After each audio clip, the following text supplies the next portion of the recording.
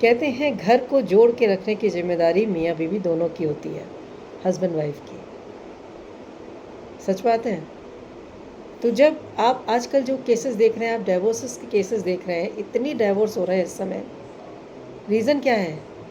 पहले तो क्या होता था, पहले के ज़माने में लेडीज़ जॉब नहीं करती थी, घर पे रहती थी, मार पड़ती थी, डंडे से, जूते चप्पल से, सबसे मार पिटाई होती थी, बट वो एडजस्ट कर लेती थी कि ऑप्शन नहीं था उनके पास कहीं जाने का।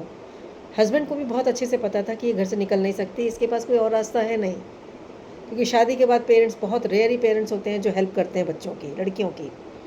तो उससे क्या हुआ कि वो दब के रहती थी। और आजकल लड़कियां सब जॉब करती हैं, पढ़ी लिखी हैं, जहाँ आदमी ने हाथ उठाया वहीं हाथ पकड़ा, जाओ, मैं अपने आप खुद कमा सकती हूँ।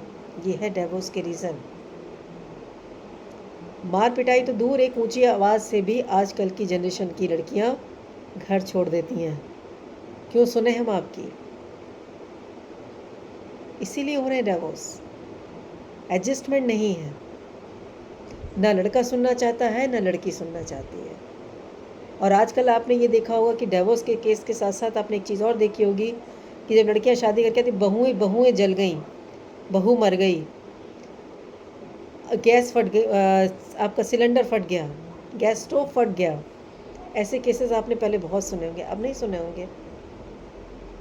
बहुओं पे अत्याचार होते थे पहले, नहीं मानती थी तो ऐसे केसेस में उनको ख़त्म कर देते थे।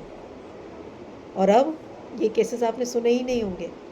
सासें क्यों नहीं मरती थी? गैस स्टोव जब फटता था, सिलेंडर जब फटते थे, सासें क्यों नहीं होती थी? बहुएं क्यों होती थी?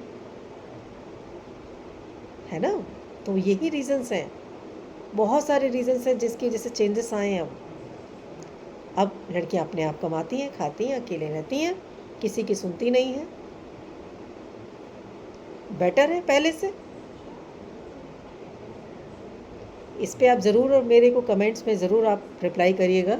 सो आपकी क्या थिंकिंग है, आप क्या सोचते हैं, ज़रूर बताइएगा। Thank you very much.